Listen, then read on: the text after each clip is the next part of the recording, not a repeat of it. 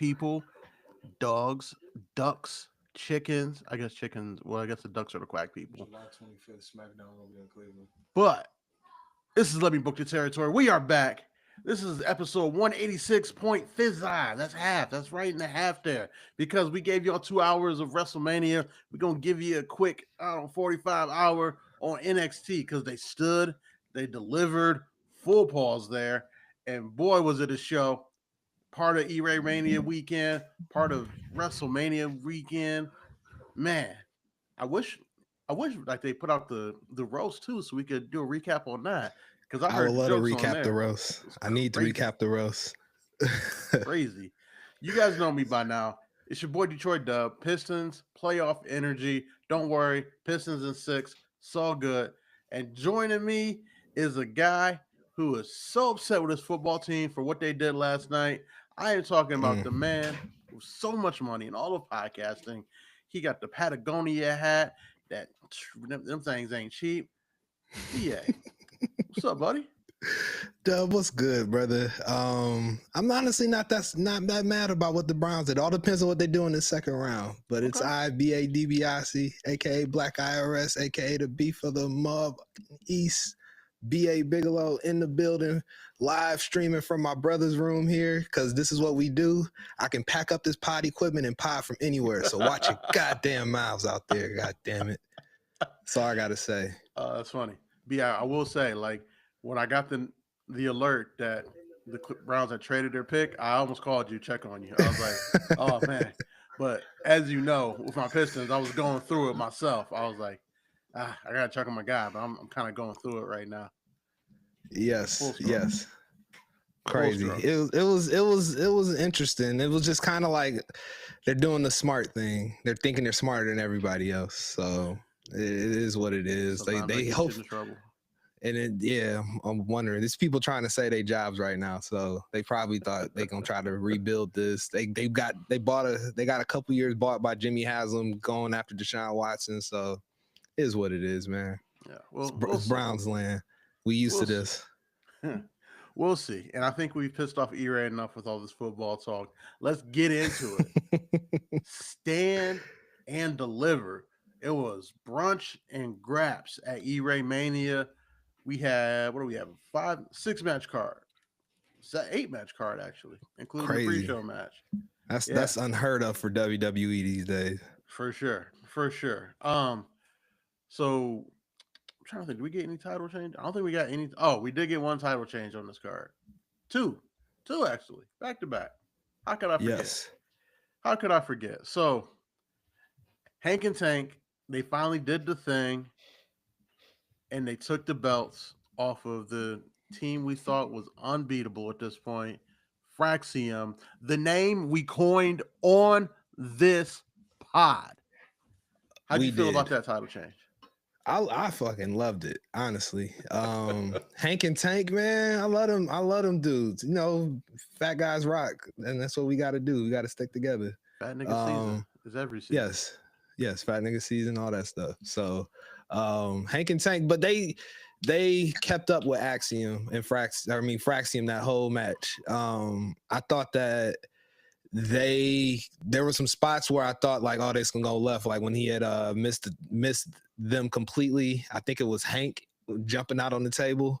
And just baseball slid on that bitch. I'm like, oh, that's where you lose the match at. Yeah. But they recovered. And their finisher is sick. So this is what I'm talking about. More tag teams that are gonna just be tag teams need to be running divisions. And shout out to Fraxium, but I don't think that unless they're gonna keep them as a tag team on the main roster, those are two bona fide individual stars that they needed to be. I don't know. So, I think those two should just stay a tag team. For the sake of the tag team division, yes. Yeah, and I agree. I mean, honestly, for the sake of each other, like, was anybody really checking for A-Kid after NXT UK went down? No. It's a good point.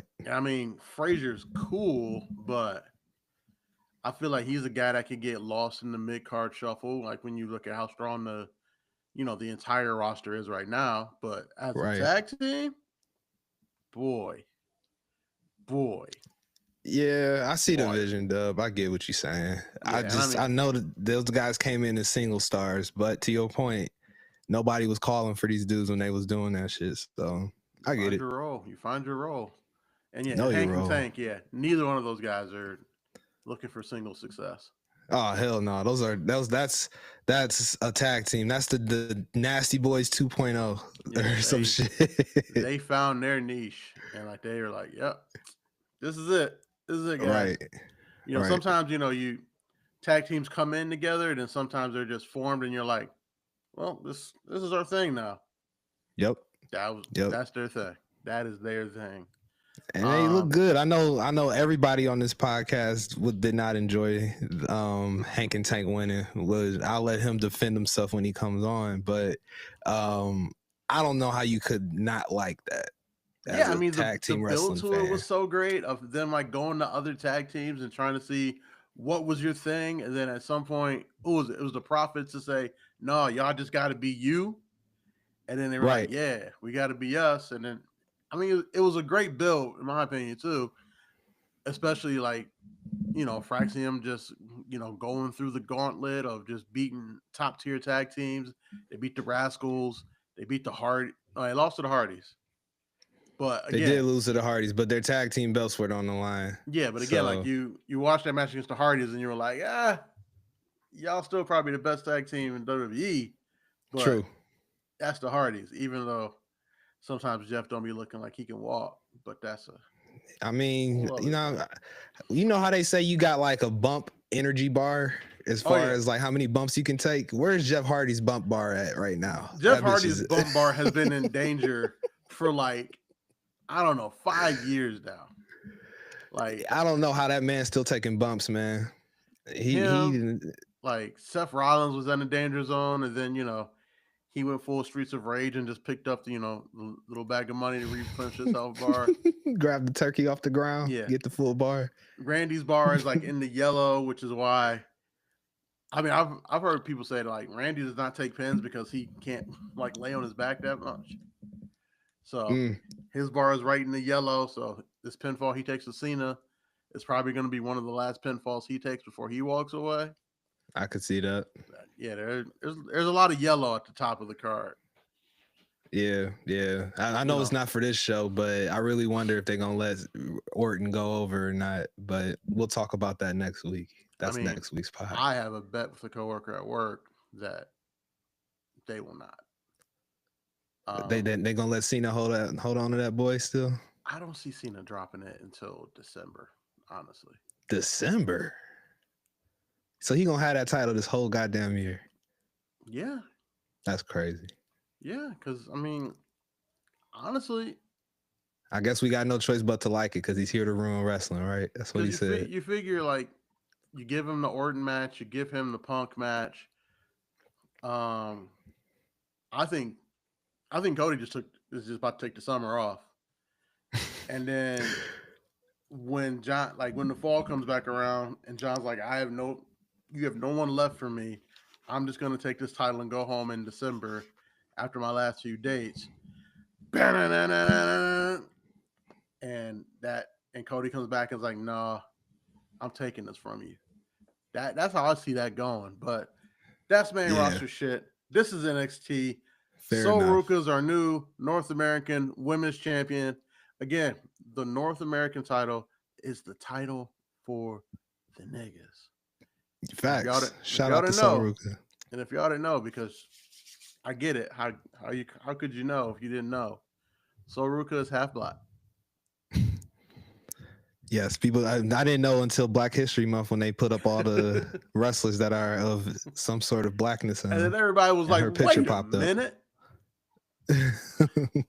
But it's weird, like it's weird with Sol Ruka, like when they put her in pictures, like next to her dad, like her skin just like absorbs some extra melanin, and you're like, "Oh, yeah, I get it." Yeah, exactly. I don't know what it is. Like every picture they show of her like celebrating or something like with her family, like does she just like absorb extra melanin near her father or what? It's very strange. It's very strange. But shout out to her because that was a match. That was a crazy ass match. It's coming back to me now. I do remember that match. Yeah, So Ruka did her thing. Other ladies did their things too. Who I was mostly disappointed with though, Lola Vice. I thought Lola Vice was gonna come out swinging. I think I bet on her. She's one of the reasons why I got inebriated so quickly on Saturday. So yeah, what's up with that, Lola Vice? Not cool. Yeah. I mean, not gonna lie, like I honestly thought it was all Thea Hale because like why bring her back? You know, just have her True. lose that match, like because they got the horses now in the women's division to have a strong mid card, but so Ruka like she's been hitting these spots. She's super over. She might fuck around and get Zarya over with E, which again seems impossible. I but can't they're wait to hear close. his take on that. Was it happening during the match? Was he starting to become a Zarya fan or no? No, he was Okay. not. Okay, that's what No, he was that's not. I kind of mean, what I figured. he wasn't burying her the way he usually does on the spot, but he was like, I don't want it. Which I give him credit. He's slowly moving towards the I don't hate her category. Right. It's quite interesting because I don't. She's growing on me the whole. So what do they calling their partnership? What is it? Zaruka or something? Yeah, Zaruka. Yeah. Yeah.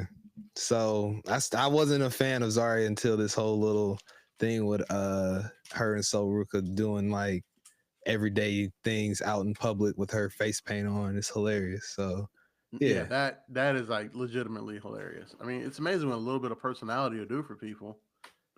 Straight comedy. Imagine if Bret Hart had a personality. Ooh. Oh, don't do that. Don't Bret Hart does have a personality. It's called being the excellence of execution. I mean, you're right. I mean, that's why he has a beautiful black wife because he has to have exactly. some personality. He couldn't have just got it on. He didn't just pull out SummerSlam '93 and was like, let's watch me and the Bulldog. Like, no, that man has to have some sort of mouthpiece to pull a beautiful black woman. Pulling your date because you was in SummerSlam '93 is crazy. That is crazy. Or 92, my bad, for the marks out there that's gonna correct me. So yes. Fuck those losers. Fuck those losers. Yeah, no, but big shout out to Soruka. Phenomenal. Very interested to see where she goes with this title run because they got options. Yes, they do. Options. They could do a Zarya turn. Like it's there. Truth.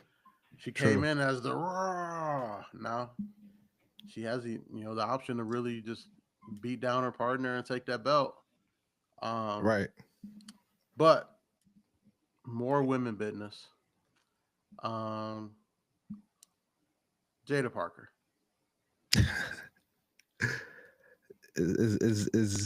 I'm surprised it wasn't her time, but it's coming very soon. It's very, very soon. Yeah, I'll say this. That match very good. Obviously, guys were talking about the Fatal 4-Way for the women's title.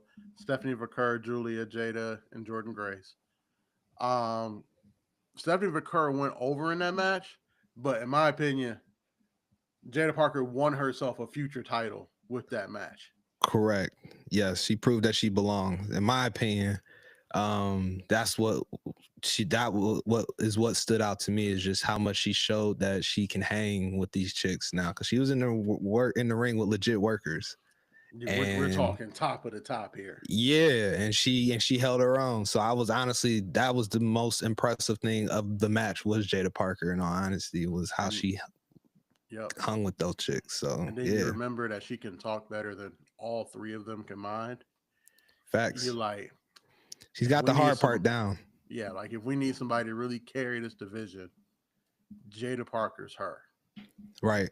And Jaida don't play. No, she don't. Let me ask you this, BA.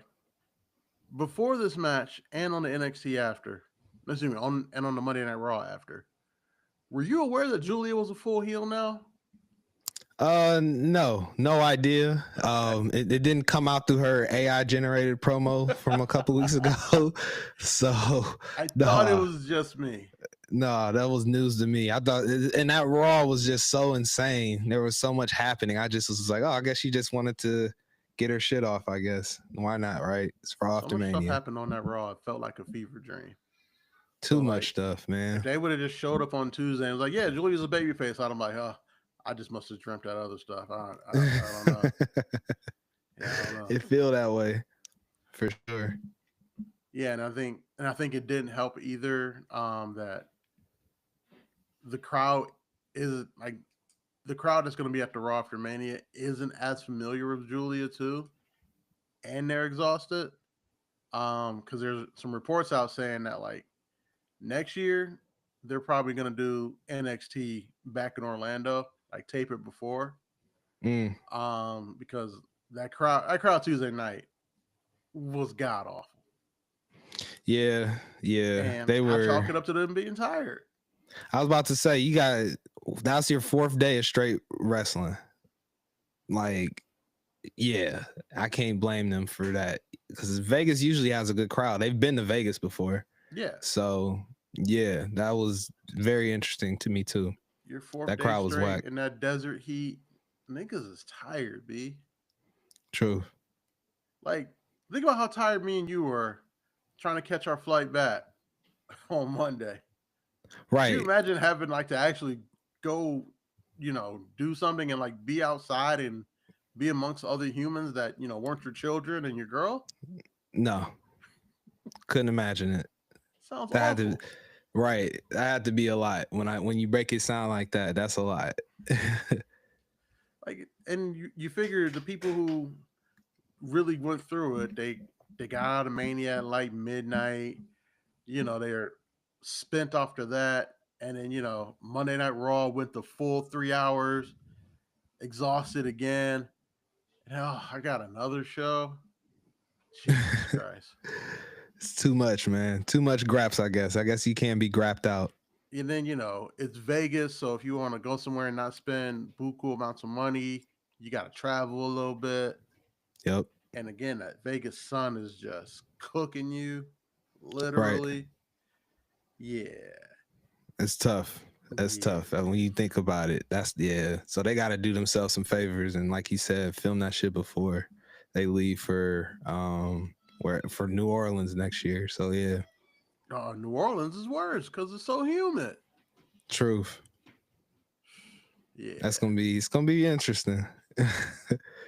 I mean, even if they don't pre-tape it, like they could honestly do it live. Like, Stand and Deliver Saturday.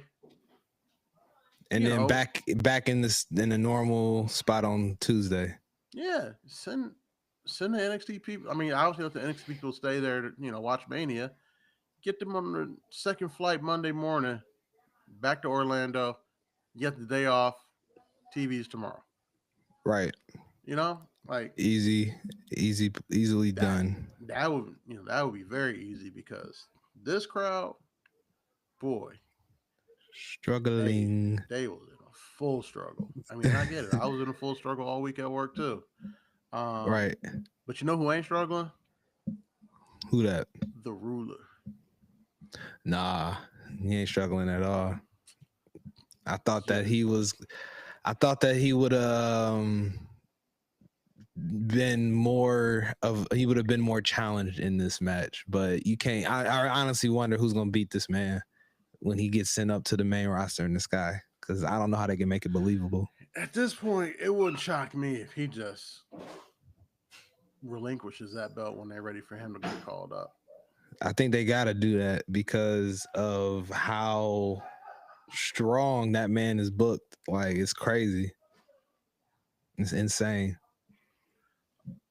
Yeah, like I can't see anybody beating Obafemi at this point. Like, unless they do like an angle with Javon where he's like trying to slay the giant type deal, like David versus Goliath type shit. That's the only way I could see it. Like honestly, the best way to pull this belt off of Obafemi is in a triple threat and somebody else gets pinned. True. Absolutely. Because in all honesty, it's got to be that route. The person I want to see win the NXT title after Obafemi is Andre Chase. Because really? they are doing this rebuild story so well. of the former students trying to get him back in. He's like, no, I'll ruin your lives like I ruined mine, like I ruined Thea's. And then Thea comes back and says, you didn't ruin my life. And he's like, you're right. And then on Tuesday, he pulled the sweater out and he said, we're back, bitches. I'm telling you. Put the rocket on him. Put the rocket on him. And again, I don't think he should pin Obafemi. But he couldn't even beat Ridge Holland at the end of his run. But I guess that's because the school had to go away. I guess you bring him back stronger and better than ever. But NXT title though, Dub, you really see that for that man? Again, he can't pin Oba to do it. But if you Right. do like a triple threat, and I mean, I don't know who else you would put in it. Like, I mean, Ridge honestly isn't a bad option. You know, you keep Javon hot. Like there's Ethan options. Page maybe. All ego. All ego. Yeah, there's options there. And then, Andre Chase gets that win. And then honestly, I don't even know if you give Oba a send-off match that he loses before going to the main roster. I think you just shoot him straight up. Yeah. Straight up. Like, right. Because some guys don't need a loss to, cap off their time there. He didn't need a loss to cap off his time. In my opinion, Braun Breaker didn't, except Braun was still trying to figure out his full character. But Oba don't need an actual take a pinfall loss before he go up to that main roster. Nah, he don't. He doesn't. It'll just hurt his main roster run too. I feel like. And Andre Chase NXT title run would be so much fun. It would be fun. I just can't see the vision. That's all. I just cannot see that vision of an Andre Chase title run in NXT. I just can't see it. In the words of Dwayne Johnson, just ride with us and let me show you the story. Except I'm going to show up. Unlike The Rock, I show up sometimes. Fair enough. But speaking of showing up, BA, Noam Dar is back. He showed up. He did. I thought of you, man. I knew you weren't watching. That's why I ain't text the chat. I knew you weren't watching on purpose. And I was like, because I watched NXT Live on Tuesday. And I was like, oh, shit, Noam Dar's back. Like, that's crazy. That would be going crazy seeing this. So, yeah, definitely thought of you when I saw that, dog. Got is spoiled by the wise man. And I came back the next day and I still went crazy. I was As you should. This is like the best technical wrestler walking planet Earth right now because Daniel Bryan ain't wrestling. Fair. So good. Noam Dar is good. I can't hate. His finisher is dope. That little stuttering little elbow he do or whatever. No, his finisher is that Nova roller kick. He did the stutter and then did a back elbow, and that got him the pin. And that's old school wrestling shit. Because old school wrestling says you break out your finisher on big matches. Sometimes you just finish a match. True. And he finished it to win the Heritage Cup back. That was even crazy. So so you think they keeping them together? The metaphor? Yeah. Because where's Oro Mensah at? Oro Mensah is actually on Evolve right now. So he's healthy at least. Yeah, he's one of the guys helping to fill out that roster. Because Evolve is like they got a bunch of like upstarts, but then they got some guys who weren't on NXT TV to help fill out that roster. So Oro Mensah's down there. Luca Crucifino's doing matches down there. Gallus is doing matches down there. Gallus boys not on top. Listen, they keep asking the Gallus boys to do favors. At some point, the Gallus boys, they're not even gonna have a rocket. They just gonna have a teleportation to like top of the card. Like I don't know, man. You heard Karrion Kross talking about good soldiers and shit. And Bailey talking about she don't know what she did to deserve to be booked the way she's booked. So yeah, bruh. I don't know. Tide might be turning. You might be right, but the Gallus boys did do a favor for the final boss. They did. We all know the final boss take care of his people. True. I can't deny that. Dwayne do take care of his people. I think at some point the Gallus boys will be on top. I don't know when. but yeah, I don't even know what I was talking At some about. point. Oh yeah, the metaphor. I Yeah. think they keep them together because I don't think they call up the girls. I think that's the big thing. Um, and again, I don't. I mean, I know No, the watching this girls ain't ready personally, to be. They're not ready to be called up yet. I agree with you there. Lashes, Think so? Jakara isn't, and as a team they're not. But honestly, I think putting them together as a this is part of the reason they put them with Noam Dar. Noam Dar is such a professional wrestler on every level. He gives them all those little itty bitty things, and honestly, when they call them up, like that's what they need to do: call them up together, so that those all three of them are on the road with Noam Dar to learn and and get the reps in. So yeah, I think they keep them together and extend out this run with Noam.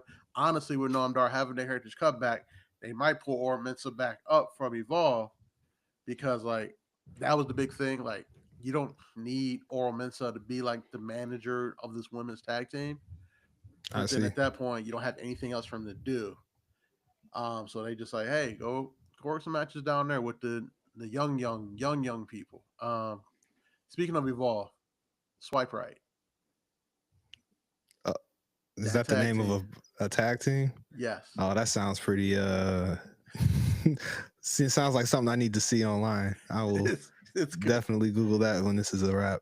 It is good. Like I don't know if they put it all together yet, but their character work of just being idiotic frat boy, not even frat boy, idiotic just pretty boys, Okay. and being so young. Oh man, you could do some Just real sell the fun gimmick. things with them with the older tag teams in like all across WWE. Like I turned on Evolve and I was like, they got something here. I'm not sure fully what it is yet, but they got something here. Those two motherfuckers are entertaining, and they play such good I'll heels have to that you check it want to out. see them get beat up too. So yeah, I'm a fan of that. It sounds like Pretty Deadly vibes. Yeah, but less Less flamboyant. androgynous. Yeah, less feminine. Yeah. Like more just the annoying pretty boy that you knew in college. You're like, this fucking guy who's kind of sort of an idiot too. Got you. Sounds like I love that shit. I gotta check it out. I think you would be a fan. I think you would be a fan. Sure. But I just want to just throw that out there right now, the same way I did with Obafemi and Jada Parker, just to let y'all know. Hey, Right. in that developmental of the developmental, things are happening. It sounds like it. Things are happening. Anything else you want to kind of touch on from NXT that just kind of caught your mind? I know you really want to talk about Stacks turning on Tony D'Angelo. I know that hurt your soul. But what is happening now in the desert though? Like you see when Luca Cristofino met up with him, and I was just like, and then they said like I had like a oh shit moment, and then they just turned away. Like, so what is Stacks into out there? Like, what is this Fear and Loathing in Las Vegas type shit? I just assumed that Luca Cristofino is dead. Like, for being real right now, I can see that shit. You see where we are right now, right? And then Luca just says, like, he's dead. True. He's dead. True. Like, I could see that. Yeah, definitely had to get a hit put on him. Yeah. Is there anybody involved that could be added to the D'Angelo family that maybe Stacks is recruited to bring up? Not in my opinion. They got some heavies down there. They got an indie darling who also works as a personal trainer when he's not wrestling, which sounds exhausting. Hell yeah. I'm tired just hearing that. Nah, not anybody that I saw in the couple of matches I watched so far, but who knows? Maybe Stacks is going to get that heavy they got down there. Sam Holloway. That's a big boy. Know. It's a large human being. Got you. But yeah, I don't know. I guess Tony D's telling Rizzo that she got to stay home. Tony D, I got to kill him now. That's what it sounds like. A lot of murder happening amongst these Italians. I mean, but they're not even saying it. I guess you can't say the thing on TV that they're murdering people and shit like that. But Yeah, you can't say, "Oh yeah, I gotta go murder Stacks now." And Stacks be like, "Yeah, Luca, I brought you out here to shoot you in the face." You can't do that. It's this not a is The family Sopranos. program, but it's like family adjacent. So, Fair. I thought we were talking Sopranos here. So I mean, Masacholi, Master Choli. construction companies and sanitation workers Yep. It's all the mob shit, man. on all the But mob shit. but no, I was trying to think of. I'm thinking back to Tuesday night things that I would want to talk about. I think we pretty much covered it, man, because it was kind of like the episode was kind of like, well, I don't want to say throwaway, but um yeah, it was just kind of like they're trying to get to the next thing with, and as far as the women's NXT title picture, they're trying to, which I'm surprised Jaida Parker didn't come out or anything. So I don't know if she's out of that picture now officially because Julia and Jordan Grace came out for the stare down. I think she's out of that picture for the time being. Got you. So they're gonna triple threat that boy up. Yeah, I think Jaida, like, putting on the showing that she put on, in my opinion, makes her a top contender for that North American title. And so Ruka's someone she's beaten before. And the thing about Jaida is, like, she can just cut a promo, just being a hater backstage and put herself in any feud with anybody. So true. She talks some shit to Zaruka. She puts down Zarya, and then Soul's right up next. So I think that would be where I would go if you wanted to do something with Jaida right then and there. But how did you feel about Joe Hendry showing up on NXT? That did happen. Yes, he did show up. They made Trick look like a bitch. That's all I can really say. They made Trick look like a big bitch, man. It might be time just to call Trick up. Like, I think it is time. He's floundering. It's just because he just looks like the angry black guy right now. Like, he's just mad because like they kind of called him out. I think Javon called him out about it in the promo. Just saying like how he ain't what he used to be, basically. Right. So he kind of got to go away, I feel like. And they just threw him out the ring. When Joe Hendry came out, they just threw him out the ring like he wasn't even a factor into anything. So yeah, it's interesting what they're doing with Trick right now. Hopefully they send his ass up. Should Joe Hendry face Obafemi for that NXT title? Considering that he almost killed Moose, this is gonna be like that Randy Orton match if he fights Obafemi. Like Oba gonna squash his ass, man. Yeah. I mean, don't get me wrong. We're all Joe Hendry guys on this podcast. Absolutely.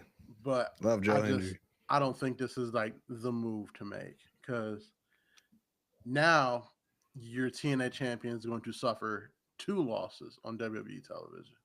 Right. Unless the plan is to have Joe Hendry versus Obafemi, and it's a no finish, no contest, ending with Trick Williams just fully crashing out. You can see that too. I'll be open to that finish. I don't want to make them make that title look like some bullshit again. Because Oba's not gonna lose. So no. Yeah, outside of just Joe Hendry getting the notoriety and the spotlight put on him again, I don't really see what else this really does for him outside of like the no finish ending. I would love to see like a no finish ending, but then them also set up a challenger for Joe from NXT. I really don't care who it could be. Like Ridge Holland, it could be. Oh, Ridge Holland would be a great one because they're both from across the pond. Right. And then and it gives somebody for Joe Hendry to put down. And then Oba finally kills Trick and sends him to the main roster in the sky. But I'm interested to see where they go because big fan of having Joe Hendry on TV. Right. I'm On a interested random too. night. Yeah. But as far as anything else that took place on NXT though, I think that was it though, Dub. Good job remembering the Joe Hendry appearance. But say his name and he appears. Great. So great. It's amazing. Do you think Roxanne Perez gets called up after that match to Stephanie Verker? Is it time? I think so, because they didn't include her in the little stare down, and she's always going to be considered in that picture if they were going to consider her to be in that picture. She lost a match. She had just she lost clean, didn't she? Yeah. Yeah, so it might be a wrap on Roxanne too. That's a good point. Yeah, I'm interested to see where she ends up. Yeah, you think they do another draft? They did say they were going to do another one. Okay. I did remember seeing that headline on Instagram. They're going to do another draft. So that means Roxanne just gets drafted to whatever the opposite brand of Zelina Vega is, because you can't have 2 5-foot Latinas on the same brand. No, right? Not at all. Unless they kept them away from each other. Like that's where I could see that. Let me see. Is there anything all else depends that I want to talk about from NXT outside of Noam Dar trying to rub the fiction off of Lexus King's beard, which was hilarious, by the way. Lexus King. The King. Yeah. How about him taking that L to Ricky Saints? Like that. Or no, he didn't take the L to Ricky Saints. He took the L to Noam Dar. Then he's going to fight Ricky Saints next week. Yeah. Exactly. Right. I mean, you got to build Ricky as a legit North American champion. So True. I get it. And I mean, and if you listen to E-Ray, Tony D'Angelo did so much, wrong to that belt that you got to build it back up. Right. But it do got to get built back up a little bit because it has some spaghetti sauce still all over it and shit. So that belt does need to get cleaned up and put back in a better light after the last 2 that held it before Ricky Saints. So who had it before Tony D? Oba had it before Tony D, and then it was Sean Spears, and then Sean Spears. Sean Spears was the intermediary. He took it off of Tony D. With the I just got Izzy Dane switch up on that she did. Oh yeah. Heel turn. The cucking. Right. The good old cucking. The cucking. All right, BA. I think we right at about 40 minutes here. Anything else you want to tell the people? No, man. Like and subscribe to this shit. That's all I got. I gotta start saying that since we be all over hit YouTube the like now. Button. Hit the subscribe button. Wise man, we gotta figure out how to get on Twitch and other shit. Yes, that's next coming soon. But yeah, while we are just on YouTube live streaming, like and subscribe to this, please. It just helps us feed the algorithm. So tell a friend to tell a friend to tell a friend. And when you see us post these clips, repost them, send them to all your friends. And remember, as always, E-Ray was wrong, Dub was right. And if some crazy shit happens, somehow it's BA's fault. Always is my fault. I'll take the blame. I set this motherfucker on fire. I'll burn it down. But until next time, guys. Until he was 14? We out of here. Oh.